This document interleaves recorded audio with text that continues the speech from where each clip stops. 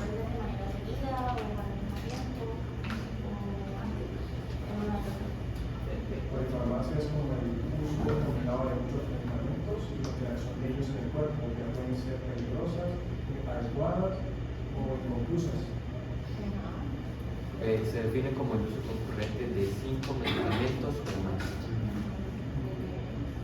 Es la respuesta clínica o farmacológica que aparece después de la administración instantánea de 2 o más medicamentos distintos. ¿De cuántos? De 2 o más medicamentos distintos a las esperadas y se administran separados. Sí, es que eso depende de las literaturas. Hay literaturas que dicen que más de 3 es polifarmacia, que más otras que más de 5 es polifarmacia, que es la del concepto de OMS, y hay otras que dicen que más de 8 es polifarmacia. Entonces, yo personalmente me quedo con el concepto de más de 5 farmacos. Pues la polifarmacia generalmente se hace con los pacientes que son mayores, a los que hay que tratarles, a los que hay que tratarles más de una enfermedad, que si tienen hipertensión con diabetes, alguna insuficiencia portal, etc. Totalmente. O sea, normalmente cuando hablamos de polifarmacia, casi siempre en la polifarmacia se presentan adultos mayores, por eso la imagen del abuelito en la mano arriba y el montón de medicamentos. ¿Y es por qué? Porque claramente a esa edad casi siempre pues no debe ser como un estándar, porque la idea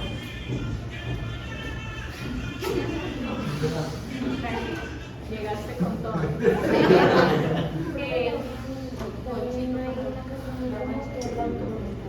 Exacto, y ese es el otro punto de vista, y a eso iba, que hoy en día, sí, en la actualidad, no solamente son solo los viejitos con polifarmacia. Lastimosamente hay mucho adulto joven y adulto con edad irresponsable que se creen médicos y como ahora todo lo googlean, el acceso a internet es fácil, entonces empiezan a automedicar y terminan con polifarmacia. ¿Listo? Es muy importante siempre en una consulta externa o en un área de urgencia o en un área hospitalaria interrogar al paciente por el antecedente farmacológico y por el uso de medicamentos de forma automedicada o indicada por algún médico, y tenerlos en cuenta, porque muchas de esas polifarmacias va a llevar, como le dice el compañero, a interacciones farmacológicas y me van a generar una patología en el paciente, o sea, otra enfermedad, y por eso es importante. La definición de polifarmacia es el uso de múltiples medicamentos por un paciente. Un número mínimo preciso de los medicamentos utilizados para definirlo es muy variable, pero normalmente se describe numéricamente más de 5 fármacos recetados en cualquier momento de la vida, ya sea en un uso agudo o en un uso crónico. Entonces hay unos conceptos de no polifarmacia, cuando se utilizan de 0 a 5 medicamentos, polifarmacia entre 5 a 10 medicamentos y polifarmacia excesiva más de 10 medicamentos. En mi rol como toxicóloga, yo hago consulta, uno de los motivos de consulta se llama seguimiento farmacoterapéutico, ¿sí? En el área de consulta externa. Y sobre todo en Conebro, que es donde más me llegan ese tipo de pacientes, veo pacientes por polifarmacia y se toman aproximadamente 20 medicamentos. Y no son todos pacientes viejitos. Hay pacientes con dolor crónico y patologías crónicas que van donde a 1000 especialistas y terminan en serio tomando como entre 15 a 20 medicamentos. ¿Sí? Entonces eso es muy grave. Según la OMS se puede considerar un síndrome geriátrico porque casi siempre es más del adulto mayor, ¿cierto? Que envuelve el uso concomitante de 3 o más fármacos. Ah, yo estaba inversa. La OMS dice que 3 o más fármacos de concepto, pero la otra literatura habla más de 5 o más fármacos. Yo me quedo más con 5, que es como un promedio. 3 pues es muy poco medicamento también. Se presenta en el 85% de las personas mayores de 65 años.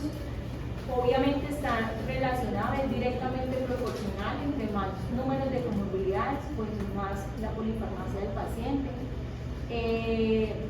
Normalmente la polifarmacia está más relacionada con los medicamentos OTC.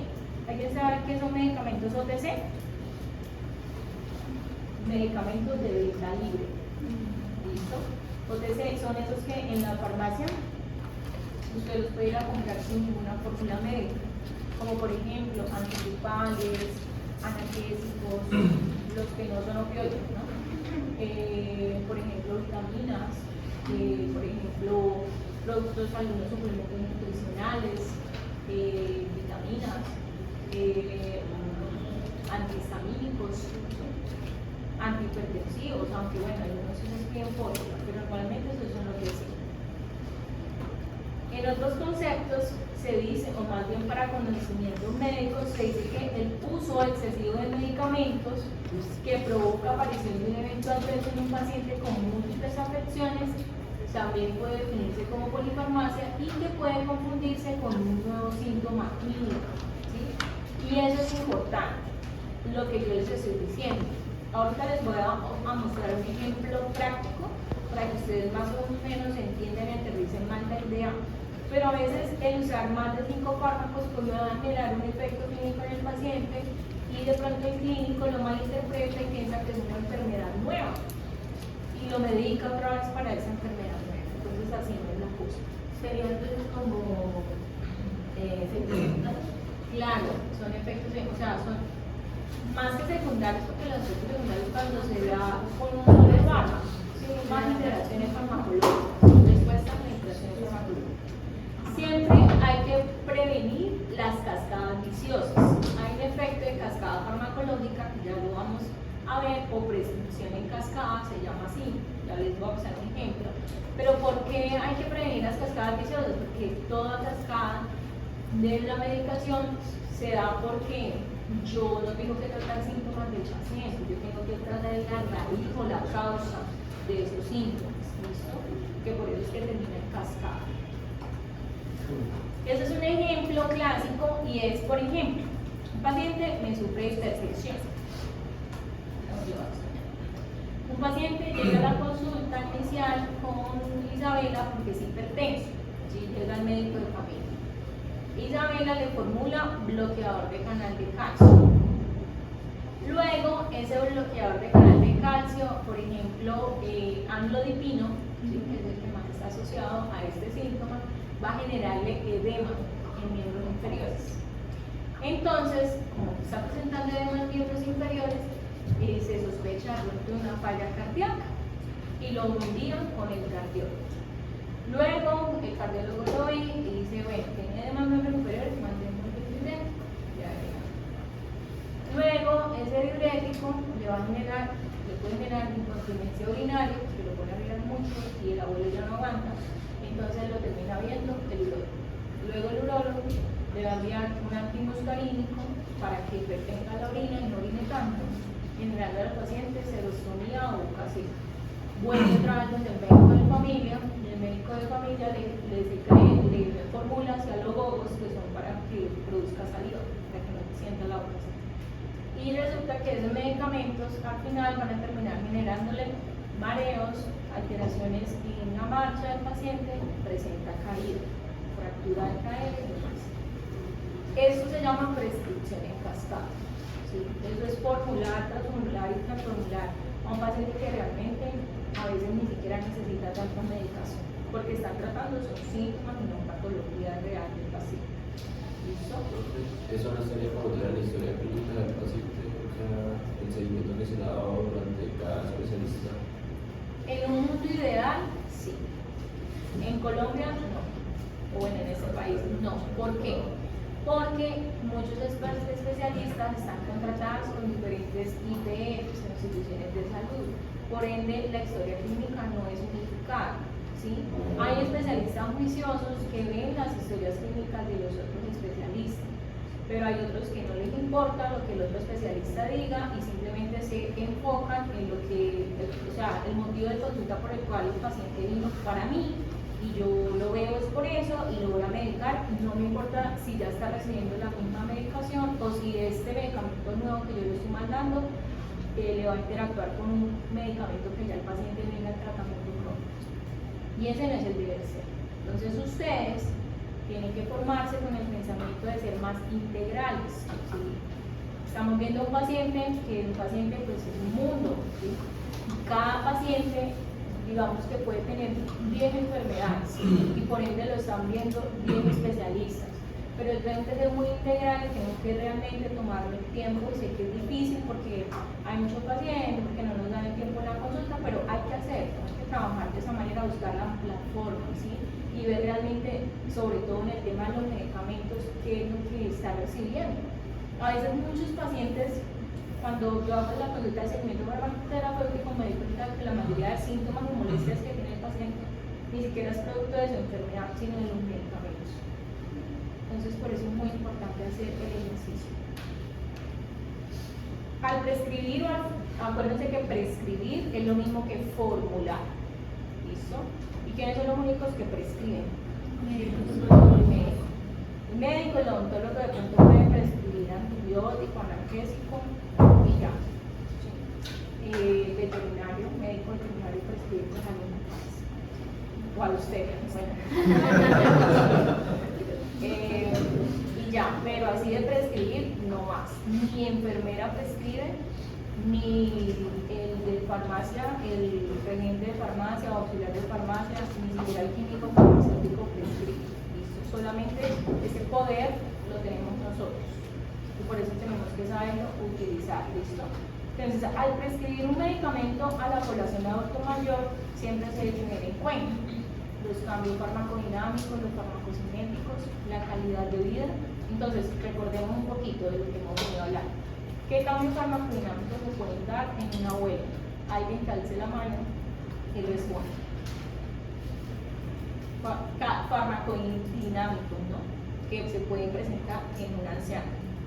Es posible que debido a la edad exista un comprometimiento del hígado, por ejemplo, que tenga cirrosis y eso provoca una alteración en la absorción del fármaco. ¿Eso qué es? ¿Farmacodinámico o farmacocinético? Ah. O sea, está bien, pero para la farmacocinética. Farmacodinámica. ¿Qué cambio farmacodinámico se pueden dar en una abuela? Después un prolongado tratamiento podría desarrollar tolerancia, ¿cierto? Muy bien. Alteraciones en la número de receptores. Down regulation o up regulation, cualquiera de esos. Absorción es farmacocinética. Sobre todo si en los abuelos es más los cambios farmacocinéticos que farmacodinámicos, ¿sí? Entonces, entre los farmacocinéticos, ahí sí se desbordan ustedes en hablar. Absorción, ¿quién más? Pues cambio en el pH, mortalidad intestinal y también la microbiota.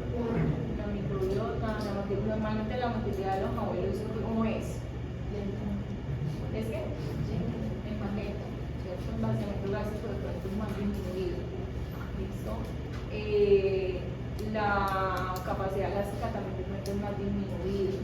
La vellosidad de los intestinos, el intestino delgado es más reducido porque altera también la parte de la microbiota.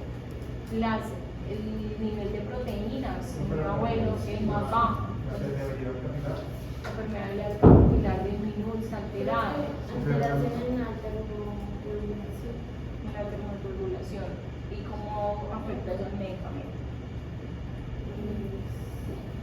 Edad hipotermia. Profe, una hipotermia no podría causar una constricción de vasos sanguíneos que disminuiría la acción del medicamento. Sí, de pronto puede disminuir la perfusión de ciertos órganos distales, por ende que llegue el efecto de algún medicamento. Por ejemplo, el aumento de la temperatura de los vasos sanguíneos aumenta la permeabilidad capilar, lo que aumentaría la superficie de acción de los vasos sanguíneos, lo que aumentaría la eficiencia del medicamento. Exacto. Debería ser así. Debería sí, en teoría. Y los abuelos normalmente sí, lo que dice la compañera, sufren más de intolerancia al frío, sí, son más friolentos por esa pérdida de termorregulación de la capacidad. Profe, el aumento el uso de varios fármacos podría alterar la farmacodinámica de un fármaco respecto al otro, aumentando la potencia que le está generando el organismo. Puede aumentar la potencia, puede ser también disminuir el metabolismo de ese fármaco, por ende lo deja más tiempo en el organismo, puede generar mayor riesgo de efectos adversos, de efectos tóxicos del medicamento. ¿Listo? Y en la farmacocinética, entonces también vemos lo que yo les hablaba del colpominismo, entonces el medio de transporte de los fármacos, el tema de la eliminación también y el metabolismo de la eliminación, porque obviamente con el tiempo ya los órganos pues, no funcionan igual, entonces ya el hígado no trabaja igual, se afecta todo el metabolismo, ya el riñón no filtra ayer también hablaban de que, digamos, en el caso de varios medicamentos, pues un medicamento puede disminuir al otro y otro puede aumentar el efecto al otro. Y en la tercera parte puede que aparezca un efecto nuevo de varios medicamentos que se toman los dos. Exactamente. Sí, eso habla de polifarmacia. Por ejemplo, el consumo de sustancias psicoactivas, el consumo de plantas de cigarrillo. Mucho, porque el cigarrillo, por ejemplo, crónicamente el cigarrillo no solamente afecta a pulmones y genera cáncer, eso pues obviamente sí lo hace, pero no es lo único. ¿Sí? Normalmente el cigarrillo con uso crónico genera mucho daño a nivel de la circulación, la micro y la macrocirculación, genera resistencia vascular periférica, ¿sí? Disminuye la perfusión distal, ¿sí? Y por ende altera la distribución de ciertos órganos.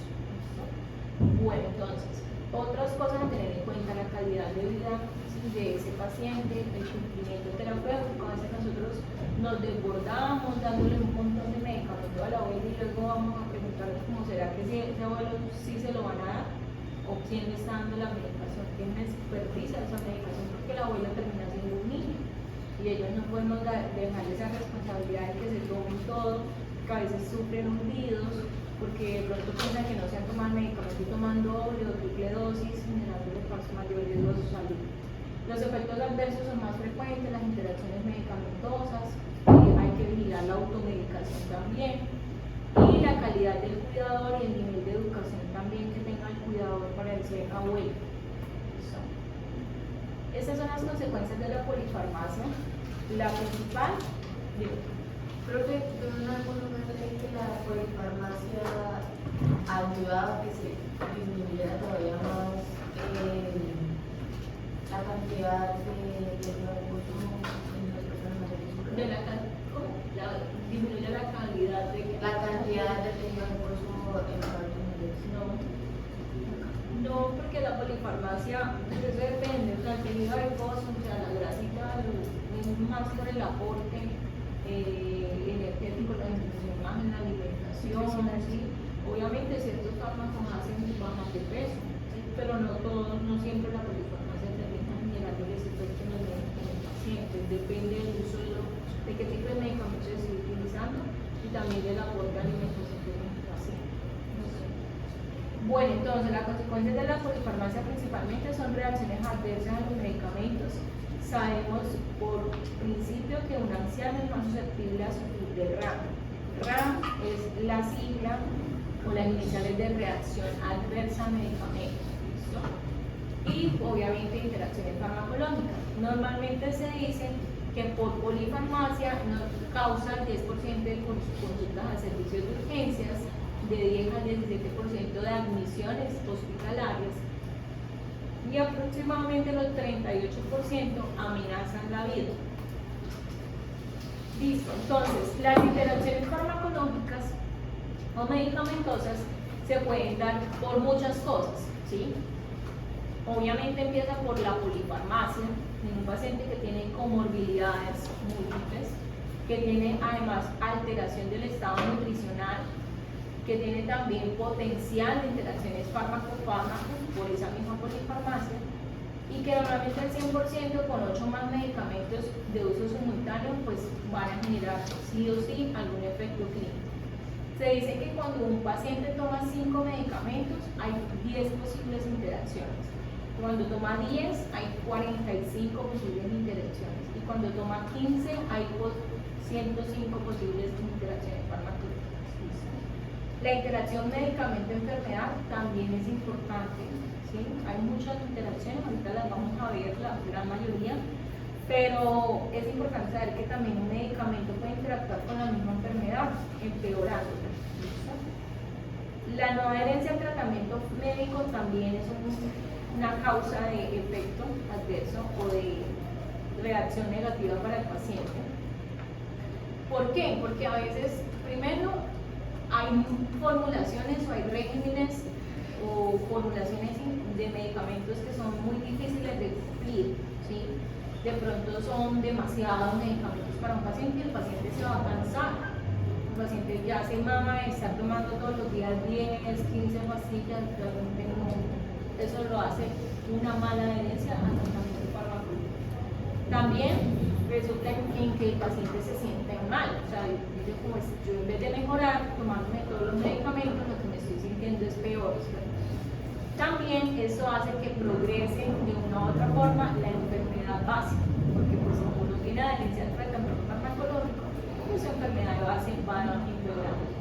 Que exista el fallo terapéutico, que el fallo terapéutico es cuando no hay resultado de un tratamiento farmacológico usado, eso se conoce como fallo terapéutico, que el paciente termine en múltiples hospitalizaciones. Lo paradójico es que las múltiples hospitalizaciones van a terminar aumentando la formulación en el paciente cuando sale del hospital. Listo.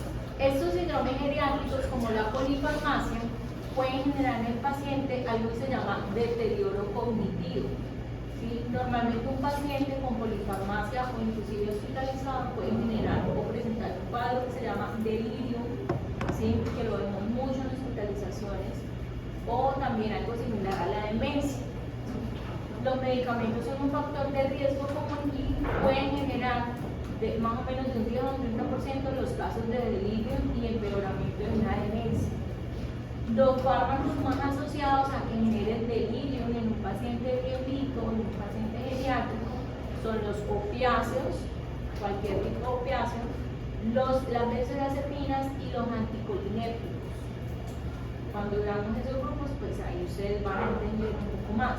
Opiáceos como cuál, como el tramadol, como inclusive la hidrocodeína, que lo utilizan como para la tos, como la morfina, ¿sí? La buprenorfina, la oxicodona, ¿sí? Todos estos son opioides. Las benzos como el alprazolam, lorazepam, clonazepam pueden empeorar ese delirio. Y los anticolinérgicos, como por ejemplo los medicamentos que utilizan esa urología para que no orinen tanto en los abuelos, para la incontinencia urinaria, o el bromuro hipertrofio como broncohidratador para los pacientes con hipo. La butirbromurodiosina o la buscapina también es otro anticolinérgico. Entonces estos pueden generar mayor riesgo de delirio.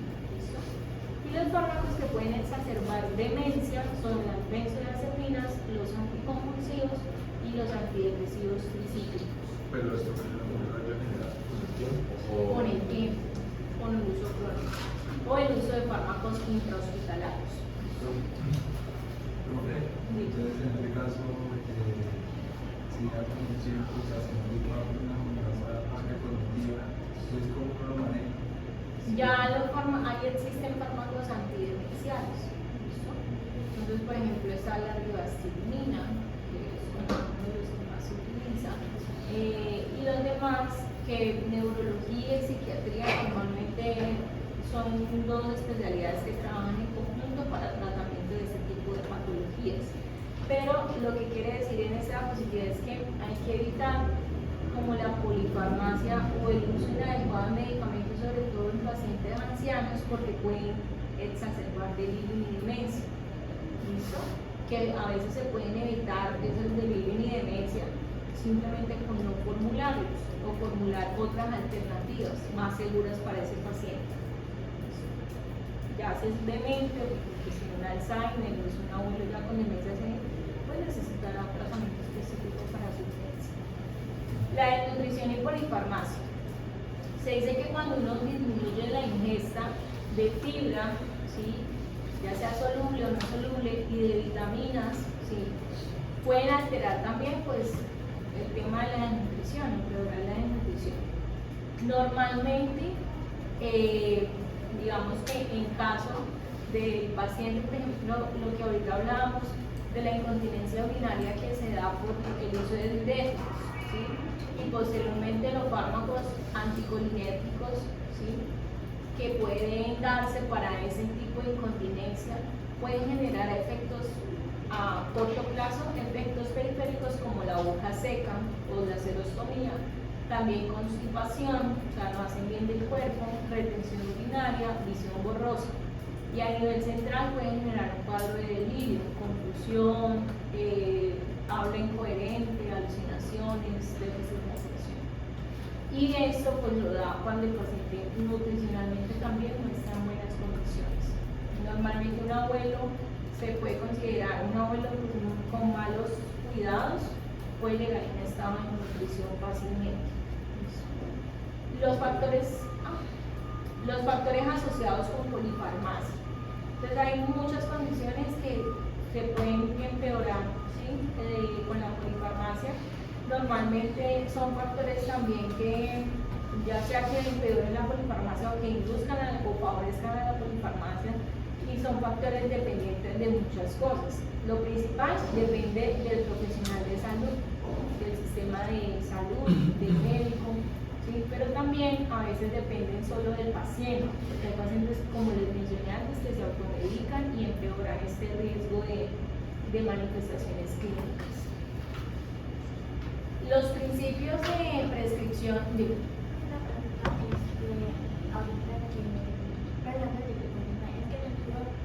Mencionaban, no sé si de pronto lo vaya a mencionar más adelante, de que un factor de riesgo para que haya pues malas reacciones medicamentosas es puede ser ¿Por qué? o sea, pues yo busqué, pero pues varias cosas. Una era las hormonas, tenía que ver corporal, pero quería como... Sí, ahorita más adelante vamos a ver el tema de interacciones farmacológicas. Sí, pero normalmente, ¿cuál es la diferencia principal? La parte hormonal. La parte hormonal siempre favorece a una respuesta diferente en ciertos medicamentos, y a veces esa misma parte hormonal hace que uno tenga una menos tolerancia al uso de ciertos fármacos. ¿Listo? También se sabe que nosotros somos más grasa que músculo, ¿sí? A diferencia de los hombres, pues en un estado basal. Obviamente hoy en día hay muchas mujeres que trabajan mucho en la masa muscular, y eso está muy bien, y altera más o menos esa composición, que pues es por el pro de la salud. ¿Listo? Pero ya ahorita más adelante que damos interacciones y los mencionamos. Los principios a través de la prescripción segura en geriatría. Primero, realizar una anamnesis. Siempre lo que ahorita anamnesis es interrogatorio. ¿Listo? Normalmente anamnesis es interrogatorio. Siempre preguntarle al paciente qué enfermedades tiene y qué fármacos utiliza. Siempre realizar un listado de todos esos medicamentos que el paciente toma, incluidos los horarios. Porque ahorita, como lo vamos a ver con interacciones fármaco-alimento, el horario de que uno se toma los medicamentos influye también en la respuesta adecuada de esa medicación.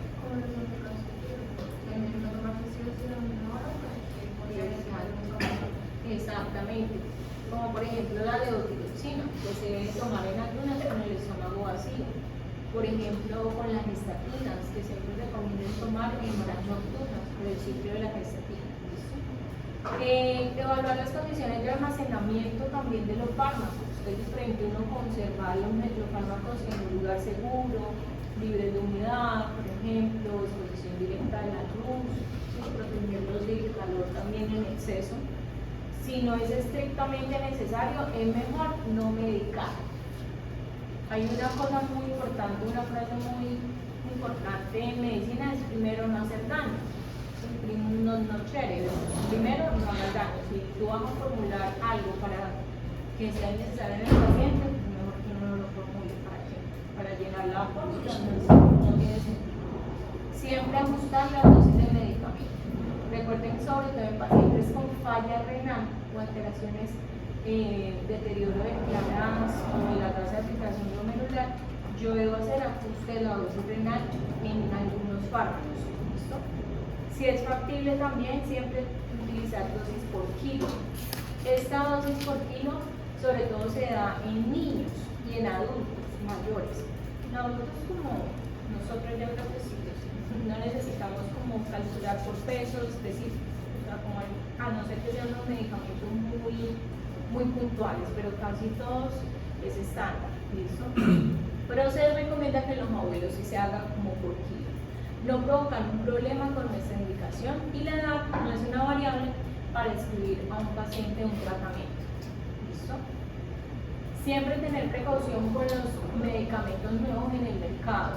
A veces todo lo que brilla es oro, no es oro. Y recuerden siempre que los fármacos nuevos pues están en una fase 4 de post-comercialización y todavía no son tan seguros, no sabemos qué reacción a largo plazo pueden ocasionar. Escoger fármacos también considerando el nivel socioeconómico. Nosotros, eso es otra cosa que tenemos que tener en cuenta, no podemos formular medicamentos tan costosos a pacientes que realmente tienen limitados sus recursos y no pueden acceder a la medicación, o si lo acceden una sola vez, pero necesitan un tratamiento de por vida, entonces ¿cómo le vamos a exigir eso a un paciente? Simplificar al máximo los esquemas terapéuticos, escribir claramente las indicaciones y asegurar que el paciente las ha entendido, indicar alguna clave para que el paciente comprenda mejor lo que se le formule. Por ejemplo, este medicamento es para la presión, este es para la azúcar, este es para el colesterol. ¿Por qué? Porque los pacientes no entienden de conceptos técnicos o de terminología médica, no hablarnos más en lenguaje común, en lenguaje, en la jerga de ellos. Colocar metas de tratamiento, también para definir monitorización, es decir, yo le estoy enviando ese medicamento antihipertensivo o para la presión para que nivelemos o bajemos esas cifras tensionales en un mes, en 2 meses y vemos cómo sigue. ¿Listo? Y siempre hay que establecer una relación médico-paciente basada en empatía, ¿sí? Para mejorar la adherencia farmacológica, pero también el respeto que se da entre el paciente y el médico. Listo. Ahora vamos a hablar del siguiente tema de esta clase, que es las interacciones farmacológicas. Ahí sí es donde nos vamos a enfocar un poco, porque es muy relevante en este punto. Las interacciones se pueden dar de tipo farmacocinético o farmacodinámico. Entonces, las interacciones farmacocinéticas pues, se dividen de acuerdo al nivel afectado, es decir, a la absorción, distribución, metabolismo y eliminación. La interacción de la absorción. Entonces, ejemplo, un fármaco puede causar aumento o disminución en la absorción de otro fármaco, ¿listo? A nivel intestinal. Ejemplo, la ranitidina, que ya no está en el mercado, era un antagonista H2, ¿sí? Y era un gastroprotector, competía con el omeprazol. Obviamente, al ser gastroprotector, lo que hacía era aumentar el pH gástrico. Si yo aumento el pH gástrico, ¿qué puedo generar? Me va a aumentar la absorción de fármacos básicos o alcalinos, ¿sí? O al contrario, van a retrasar la absorción de fármacos ácidos débiles, ¿listo?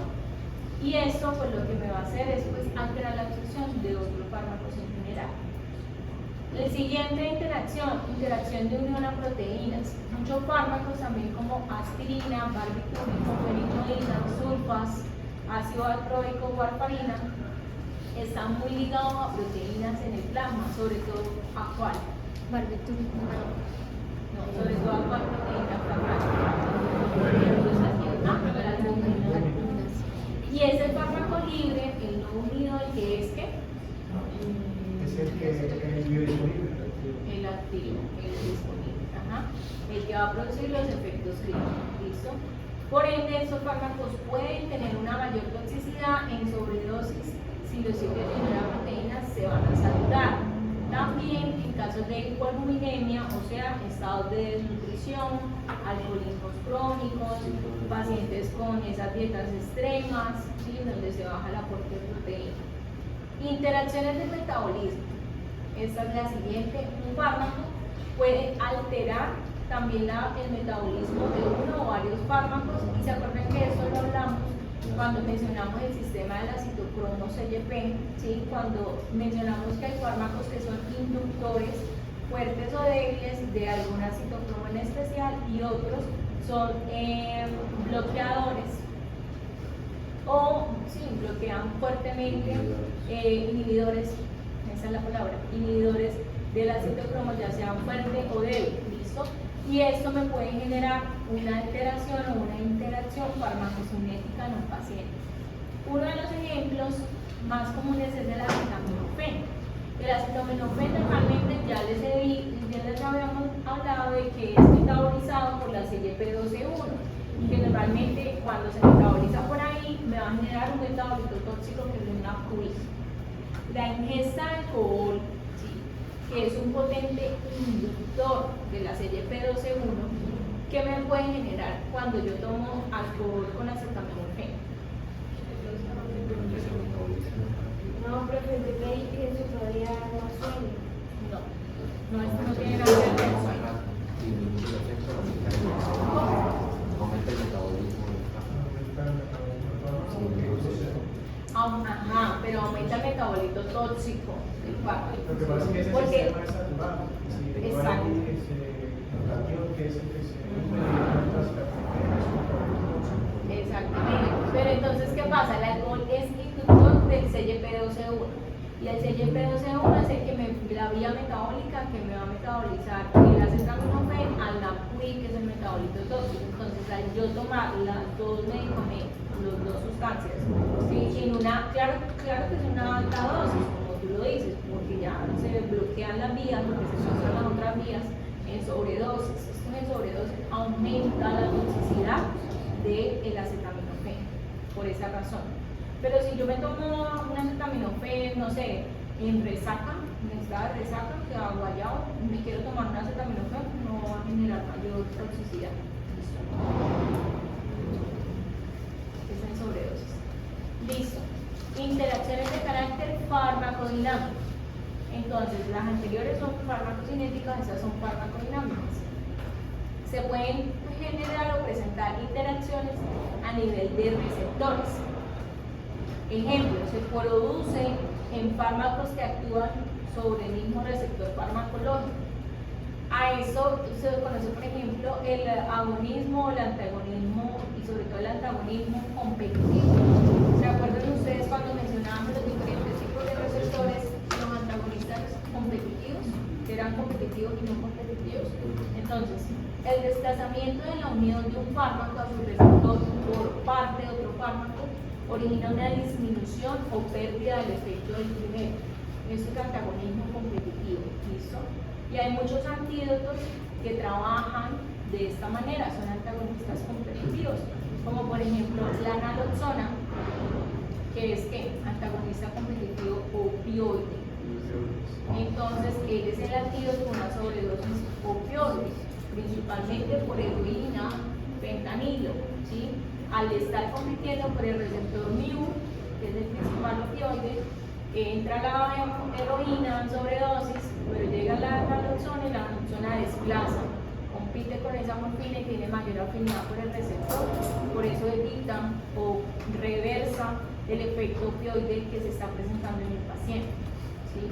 Todos los que nombramos acá son fármacos antagonistas competitivos. ¿Alguien ha alzado la mano por ahí? La acetylcisteína sería un fármaco antagonista de la cefalea. Competitivo antagonista. La N-acetil, no, porque la N-acetilcisteína lo que es precursor del glutatión.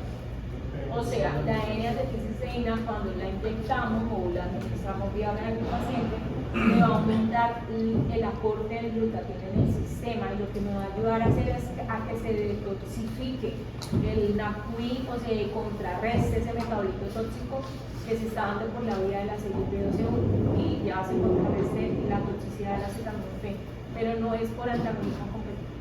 Por antagonismo competitivo es el clásico, es la morfina, es la sobredosis opioide que administramos la naloxona. ¿Sí?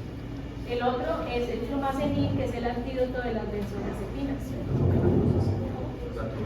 La atropina es un fármaco anticolinérgico, ¿sí? Y normalmente sí es un antagonista de la acetilcolina, la acetilcolina, y me va a bloquear que se siga estimulando tanto por la acetilcolina, el receptor colinérgico, ya sea muscarínico o nicotínico, sobre todo tiene mayor afinidad por el muscarínico. La neostigmina, que es realmente un antídoto que utilizamos más para revertir parálisis por medicamentos que son bloqueadores neuromusculares, sobre todo despolarizantes, relajantes musculares, despolarizantes. Esto lo utilizan más que todo en cirugías, en anestesia, ¿sí? Normalmente para despertar al paciente, muchas muchas veces se utiliza neostigmina. ¿Listo? Fisiostigmina, acá en Colombia no hay. ¿Listo? Entonces la neostigmina es la que utilizan para eso. Y normalmente la neostigmina no nos sirve para antagonizar o para tratar algunos tipos de intoxicaciones relacionadas con este mecanismo. ¿Listo? ¿Qué son esas llamas? Bueno, los fármacos que van a actuar sobre el mismo sistema fisiológico, estos siguen siendo interacciones farmacodinámicas. De la anterior eran los receptores. Esta ya tiene que ver con el efecto en el lugar donde van a actuar, el sistema fisiológico. Entonces, se dice que son las más frecuentes entre fármacos que actúan sobre el mismo sistema, órgano, célula o enzima, pero por diferentes mecanismos. Y pueden, esto ya hablamos de potenciación, ¿sí? O sinergismo. Entonces pueden originar un incremento o una reducción en la respuesta final. Ejemplo, se sabe que en el sistema nervioso central existen mecanismos descritos para la potenciación de presión del sistema nervioso central, así como también de excitatorios del sistema nervioso central. Entonces, normalmente los hipnóticos sedantes, ¿sí? O los efectos de sedación, de hipnosis y lo mismo, en un paciente pueden empeorar cuando yo administro benzodiazepinas en un paciente que de pronto está alcoholizado, o cuando yo administro benzodiazepinas, pero también administro barbitúricos, o administro benzodiazepinas y también administro antidepresivos tricíclicos que me van a deprimir el efecto o la activación del sistema nervioso central, llevando al paciente a una somnolencia más marcada o estupor, inclusive al coma, cuando yo interactúo todos esos fármacos que van al sistema nervioso central a hacer depresión neurológica. ¿Listo? A nivel cardiovascular, fármacos como diuréticos o beta bloqueadores van a potenciar efectos hipotensores, ¿sí?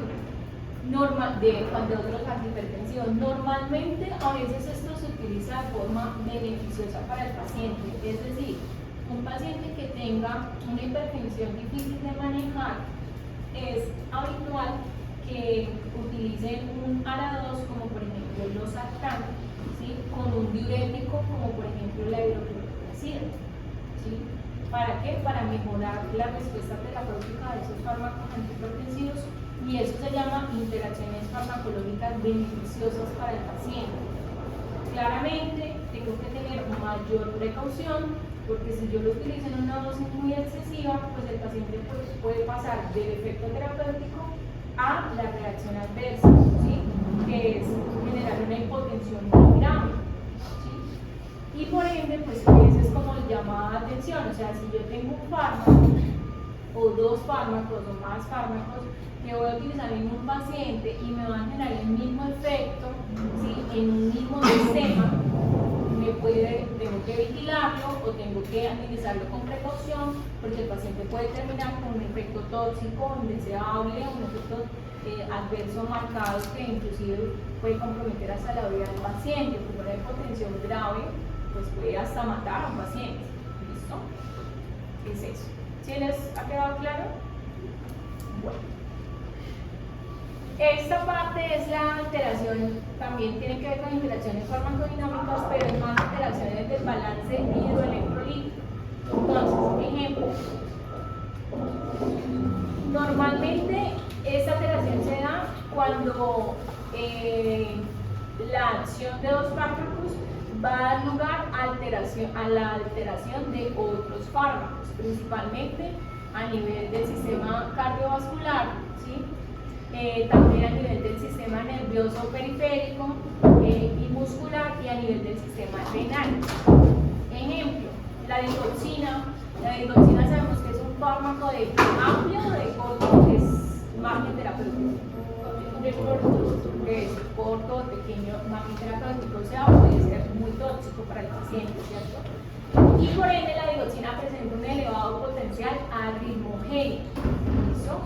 en presencia de una hipopotasemia, o sea, disminución del potasio, inducida por el empleo de diuréticos. Esto son a veces muy difícil de interpretar al inicio, pero lo que queremos decir es que hay fármacos que me pueden generar trastornos hidroelectrolíticos en el paciente, como por ejemplo, bajo potasio o alto potasio, bajo sodio o alto sodio. Estas condiciones de potasio, sobre todo con el potasio y el sodio, son los dos electrolitos fisiológicamente más importantes, pueden en sí alterar el efecto de otros fármacos, ¿sí? En este caso, por ejemplo, si hay un bajo nivel de potasio en sangre, que a eso se le conoce como hipopotasemia o hipocalemia, ¿sí?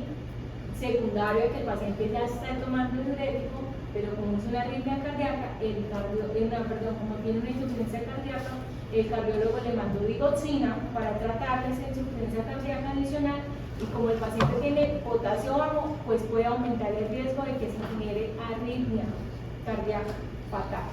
¿Listo? Entonces, por eso la importancia siempre de monitorizar los electrolitos séricos a un paciente. Interacción a nivel del mecanismo de transporte celular. Tenemos el ejemplo claro de los antidepresivos tricíclicos, como la amitriptilina, que todavía se ve. Normalmente la amitriptilina va a bloquear la recaptación de noradrenalina o norepinefrina, ¿sí? A nivel de la terminación, ¿sí? Nerviosa simpática.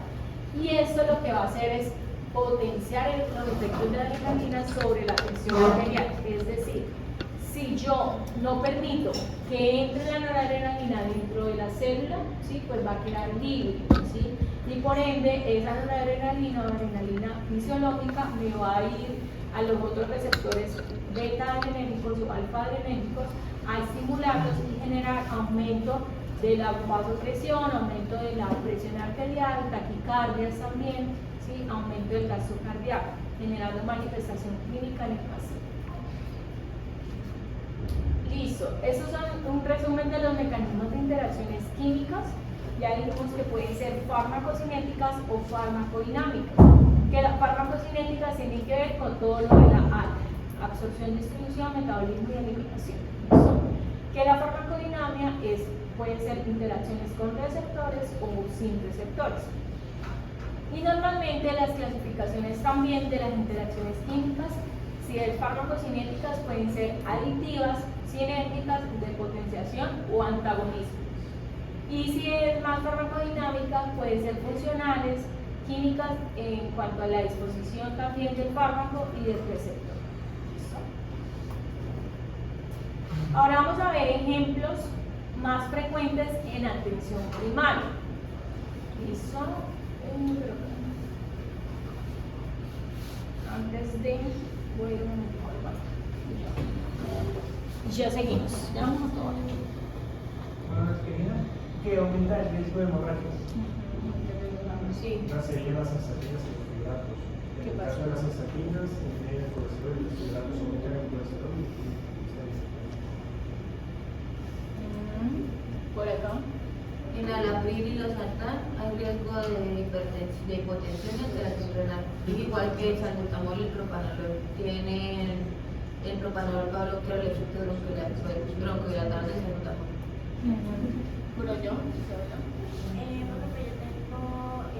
niveles de la enzima convertidora de con diuréticos, porque pues la IECA bloquea la formación de angiotensina 2 y disminuye la aldosterona, lo que va a disminuir la expresión de potasio.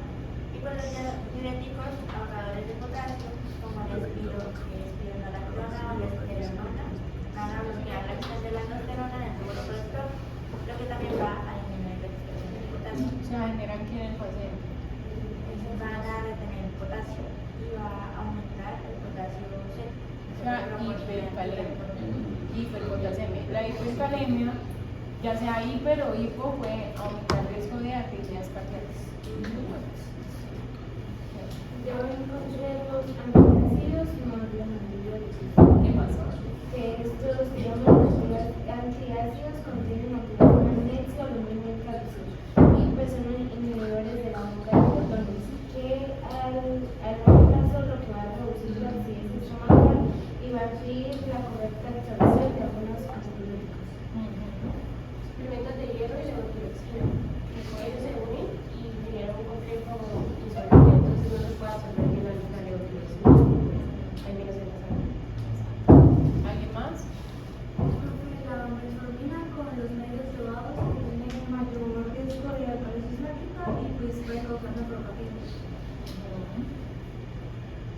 ¿Alguien más? Bueno, entonces vamos a ver en este. Claro, todo lo que tenga el mismo efecto farmacológico se potencian y pueden llevar a mayor depresión del sistema nervioso central, inclusive estado de coma. Listo, entonces estas tablas lo que van a hablar es las principales, o sea, las más frecuentes. Interacciones hay miles, muchísimas. O sea, si nos colocamos a hablar ahorita de todas las interacciones que existen, nunca vamos a terminar. Pero las más relevantes o las que se observan con mayor frecuencia en la prescripción habitual como habitual del médico son estas, ¿sí? ¿Cuál va a ser? Primero, el ácido acetilsalicílico, ¿sí? O salicilatos pueden interactuar con antiácidos, corticoides y el etanol. Entonces, cuando interactúan con antiácidos, como por ejemplo el hidróxido de aluminio con simeticona, ¿sí? A dosis antiinflamatorias va a aumentar la secreción de salicilatos, por lo que disminuye la eficacia, ¿sí? De los salicilatos. Los corticoides aumentan la eliminación de salicilatos, ¿sí? Y el problema va a surgir en que, digamos que también al disminuir la dosis de esteroides, va a aumentar la concentración a su vez de salicilatos con riesgo de toxicidad. Por un lado, aumenta la salida de salicilatos, o sea, no deja actuar los salicilatos, y por el otro también potencia el riesgo de que se acumulen en el organismo. La aspirina y el alcohol aumenta el riesgo de lesiones en la mucosa gástrica, genera mayor gastrolesión y puede aumentar el riesgo de hemorragias. El acetaminofén con el alcohol aumenta el riesgo de hepatotoxicidad. ¿Listo? La ampicilina y la amoxicilina con el allopurinol aumentan la incidencia de la erupción cutánea. Las cefalosporinas y el alcohol pues generan una reacción o efecto tipo disulfirán o antabús. ¿Alguien ha escuchado sobre ese efecto? Antabús. Antabús o disulfirán. ¿No? ¿Cómo? O sea, como un efecto de rebote, ¿no? Es como un efecto de rebote. El efecto de sulfurán sí tiene que ver con la ingesta de alcohol y la mezcla de alcohol con ciertos fármacos. Y puede dar o se manifiesta en el organismo por generar el peor guayabo de la vida en el paciente. Bloquea la degradación del alcohol y dejar reacción desagradable como dolor de cabeza, conocimiento en el rostro, pulsaciones, mareos, presión arterial. Exacto, o sea, el peor guayabo de la vida del paciente. Ahorita lo vamos a ver detalladamente. ¿Listo? Antihipertensivos. ¿Listo? Todos los fármacos, escúchenlo bien, todos los medicamentos antihipertensivos van a interactuar con los AINES, es decir, diclofenaco, naproxeno y ibuprofeno. Un paciente hipertenso crónico no debería, y descontrolado, no debería tomar AINES por ningún motivo. ¿Por qué? Porque va a disminuir el efecto del antihipertensivo. ¿Listo? Si tienen algún dolor, pues hay que ofrecerles otras alternativas como acetaminofén, con cafeína, para potenciar, que es un mismo transporte, o algún opioide débil de ciclo corto, pero los AINES no, porque no dejan generar el efecto protector de los antihipertensivos en general. Y ECAS, con diuréticos ahorradores de potasio, lo que ahorita hablaba Isabela, ¿sí? Y suplementos de potasio aumenta el riesgo de hiperpotasemia o hipercalemia, y sobre todo, o aumenta más el riesgo cuando el paciente además tiene falla renal. Beta bloqueadores, miren que los beta bloqueadores tienen varias interacciones. Uno, un verapamido, que es un calcio antagonista, que el litiazem también. Los beta bloqueadores con los calcio antagonistas disminuyen la contractilidad cardíaca y la velocidad de conducción del nodo AB. Por eso normalmente en la práctica clínica o utilizamos unos o utilizamos los otros, pero normalmente uno no ve formulado como, o bueno, se debe evitar esa formulación de, por ejemplo, losartán, que es un ALA2, con amlodipino, que es un calcio antagonista, y con un carvedilo. Se debe evitar, sobre todo el tema de la unión de un calcio antagonista con un beta bloqueador, porque puede generar peso. ¿Sí? Hay casos en que sí se le administra al paciente bajo el riesgo-beneficio, ¿sí? Simplemente observándolo clínicamente, que no le vaya a generar ese bloqueo AB. ¿Listo? Glucósidos cardiotónicos como la digoxina con los betabloqueadores aumenta el riesgo de bradicardia y bloqueos auriculoventricular. La cimetidina con la fluoxetina y los betabloqueadores aumenta la concentración sérica y los efectos de betabloqueadores como el metoprolol, propranolol, principalmente son los más comunes. Antagonistas del calcio y la cimetidina, antagonistas como el amlodipino, el nifedipino, pueden generar aumento de la concentración sérica de estos medicamentos calcioantagonistas. Y la carbamazepina, anticonvulsivos como carbamazepina, fenitoína y fenobarbital, con antagonistas del calcio, ¿sí? Como por ejemplo el nifedipino y el imodipino, van a generar disminución del efecto de estos medicamentos. O sea, los anticonvulsivos disminuyen el efecto de los anticalcioantagonistas. ¿Listo? Este es el efecto antagonus o efecto disulfirante. Normalmente se da porque se inhibe la oxidación del alcohol, porque se va a bloquear una enzima que se llama aldehído deshidrogenasa. Normalmente el alcohol inicialmente se metaboliza por la alcohol deshidrogenasa, pero después de que se divide, ¿sí?, en aldehído, ¿sí?, en otro compuesto, entra la aldehído deshidrogenasa a terminar de rematar ese metabolito del alcohol. Cuando se bloquea la enzima aldehído deshidrogenasa, no funciona, ¿sí? ¿Por qué? Porque el paciente toma alcohol más la lista de medicamentos que ahorita vamos a ver, pues puede generar un aumento en los niveles sanguíneos de aldehído. Ese aldehído del alcohol es lo que me va a generar los efectos del guayabo, ¿sí? Pero entonces en este caso pues serían mayormente potenciados. ¿Quién ha tenido guayabo acá en este salón? Ay, no,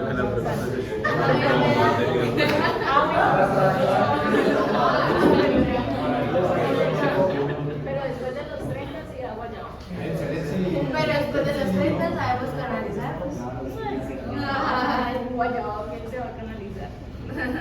Bueno, pero es lo mismo.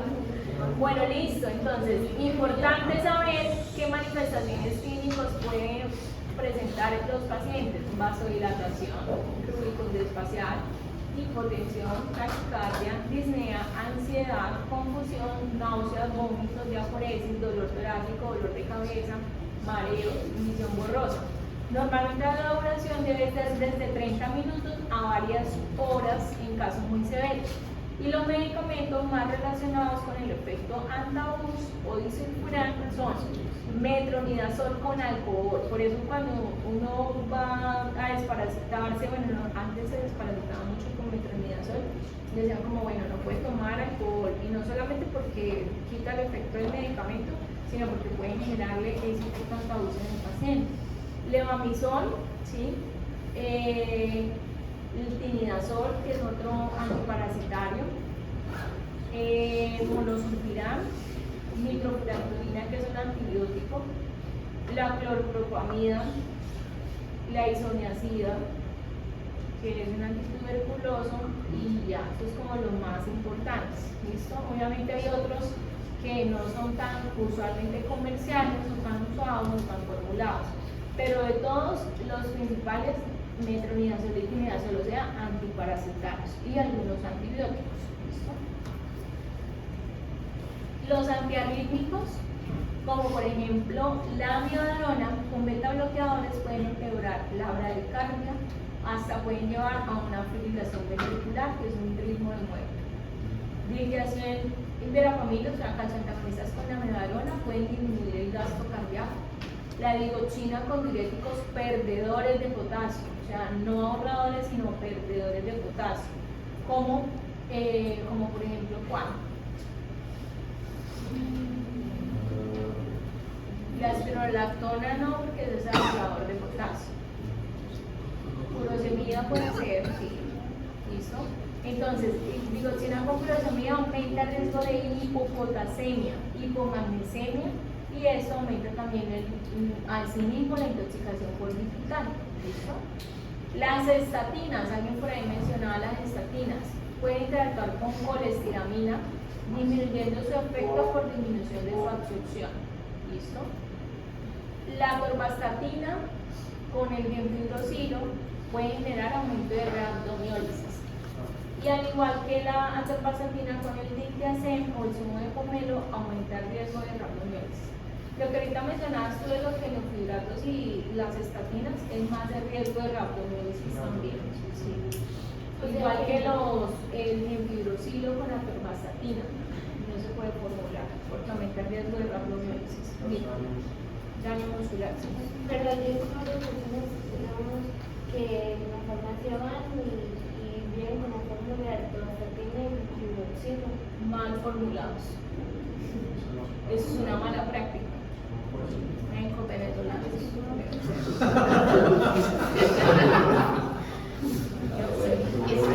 Eso es una mala formulación y ustedes tienen que aprender. Miren que a mí me pasó un caso.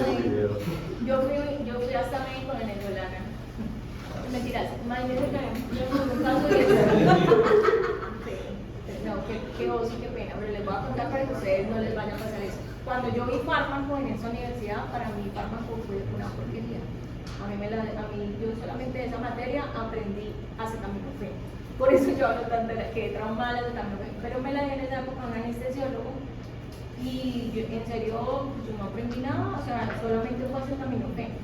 Cuando nos graduamos, yo no sé ni siquiera por qué terminé estudiando toxicología y fármaco, porque claro, esta especialización exige mucho fármaco. A mí me tocó estudiar de cero fármacos, todo, porque no tenía bases, ¿sí? Cuando yo me gradué, antes de empezar en la universidad, trabajé un tiempo en Medellín.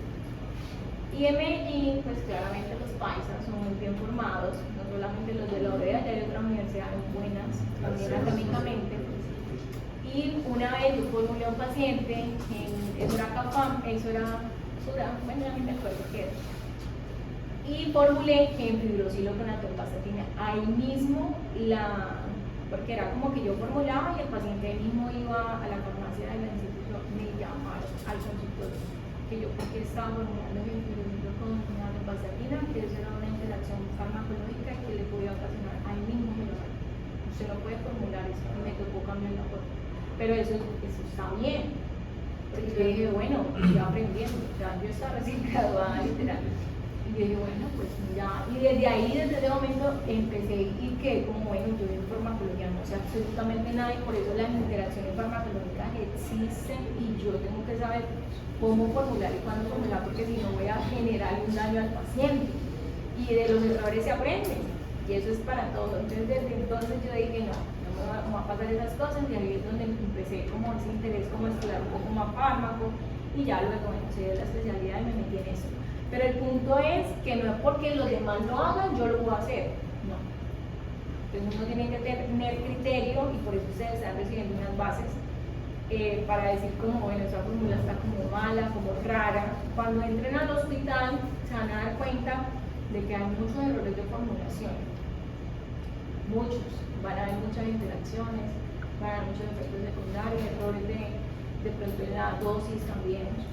Y obviamente ustedes no es que, ay, eso está mal, no pueden decir eso tampoco, pero sí como ser autocríticos o inclusive discutirlo. Hay docentes que son muy bien, porque es que a veces uno es humano y uno también se puede equivocar o se confunde o está cansado, eso puede pasar, ¿cierto?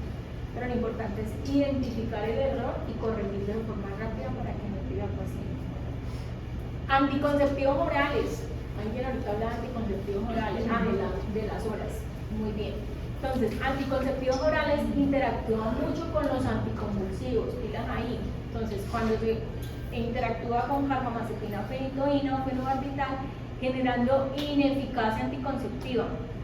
Recuerden cuando yo les hablé, eso era por inducción enzimática, que la carbamazepina y la fenitoína era un inductor potente de una CYP y que esa CYP era la que metabolizaba el anticonceptivo, por eso cuando se dan las dos genera que el anticonceptivo se metabolice rápido y no genere ningún efecto clínico en el paciente. Entonces, pilas con esos pacientes de pronto epilépticas que toman medicamento y quieran planificar, hay que evaluar bien que no vayan a interactuar.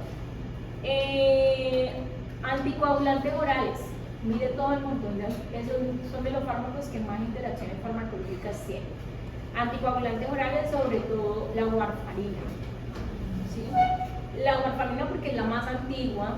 Hoy en día pues ya no se utiliza tanto como antes porque hay nuevos anticoagulantes orales nuevos con menores efectos adversos para el paciente, aunque sobre la warfarina no hay superior nadie. O sea, la warfarina aún sigue mandando en muchas primeras líneas. No, la warfarina son anticoagulantes, normalmente son para pacientes que tengan, por ejemplo, una fibrilación auricular que necesite ser anticoagulada, por ejemplo, que tenga algún trombo en cardíaco que necesita ser anticoagulado, tromboembolismo pulmonar a veces, trombocitopenia profunda, eso depende ya de los casos, pero lo que warfarina sí, según hasta donde yo tenga el conocimiento, sigue siendo primera línea en fibrilación auricular con alto riesgo de cardioembolia, o sea, sigue siendo warfarina. Para lo demás, sí de pronto hay nuevos anticoagulantes orales, pero eso lo vamos a ver en el capítulo de anticoagulantes. Por el momento lo que quiero que sepan es que los anticoagulantes sí interactúan mucho con otros fármacos, sobre todo con los AINES o salicilatos, que pueden generar mayor riesgo de hemorragias o sangrados. Con acetaminofén pueden prolongar, el acetaminofén puede prolongar el INR y por ende el riesgo de sangrado de la warfarina. La amoxicilina aumenta también el INR, el riesgo de sangrado. La cefalosporina puede producir hipoprotrombinemia por inhibición